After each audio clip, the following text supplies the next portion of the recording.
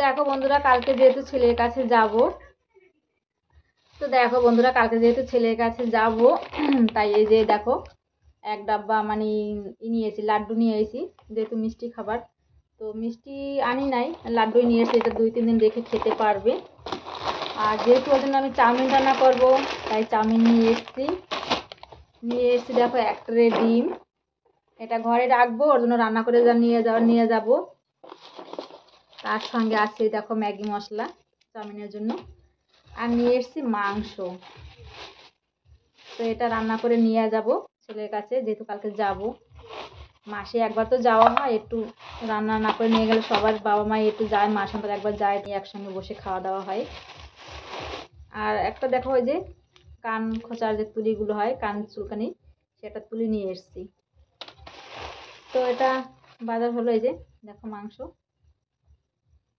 এটা নিয়ে এসেছি, রান্না করব। এখন এগুলো সব কুটে কাটে গুছিয়ে গাছিয়ে রেখে দেব।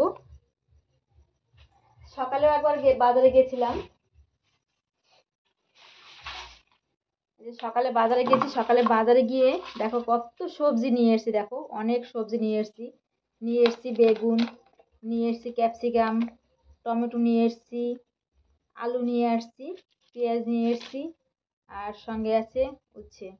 তো এগুলো সকালবেলা গেছিলাম তখন এগুলো বাজার করেছি, এখন আবার সন্ধ্যার সময় গেছি, সন্ধ্যার সময় তাই এগুলো আবার নিয়ে এসেছি বাজার করে। তো যেহেতু মাংস রান্না করবো, চাউমিন রান্না করবো, জন্য পেঁয়াজ তো লাগবেই। এখন আলু ফুলু কাটবো, পেঁয়াজ কাটবো, তারপরে রান্না বান্না করবো। তো চলো এগুলো সব গুছিয়ে গেছে রাখি, তারপরে রান্না বান্না হবে। এখন আমরা রসুন নিয়ে এসেছি, তো এখন কিন্তু নতুন রসুন উঠেছে, রসুনটা কিন্তু কাঁচা রসুন। তো এখানে 15 টাকার রসুন, 250 রসুন নিয়ে এসেছি। 1 কিলো নাকি 60 টাকা বলছিল, তো 250 নিয়ে এসেছি, 15 টাকা নিয়ে এসেছি।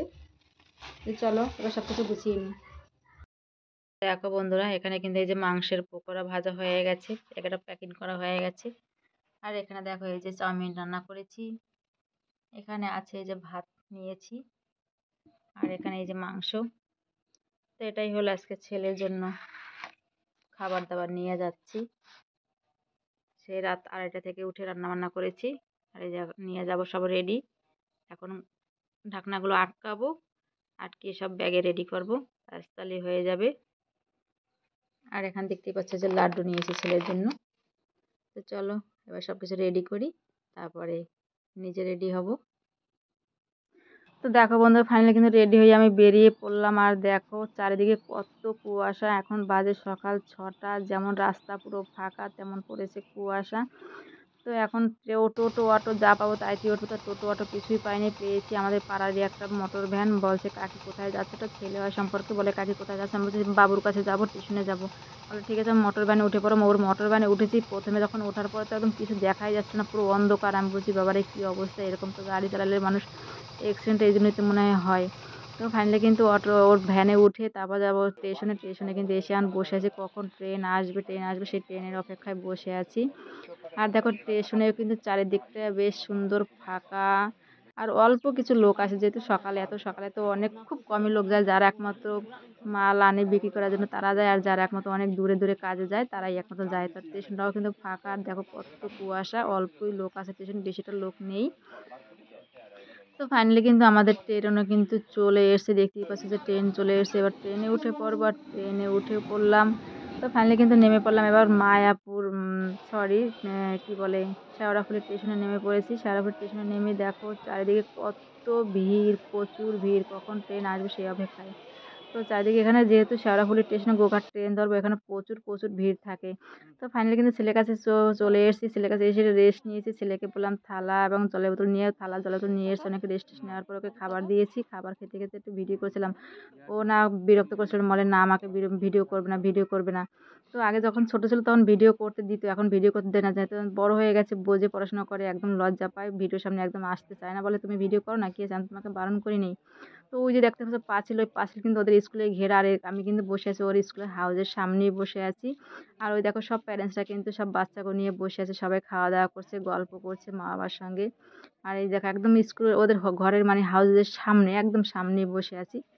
আর এখানে গেলে পরে মাসে একবার করে যাই, যেহেতু বেশ ভালোই লাগে। ছেলের কাছে যেতে তো ভালোই লাগে না, ছেলের কাছে থাকলে তো আরও ভালো লাগে, যেহেতু যাইতে হবেই।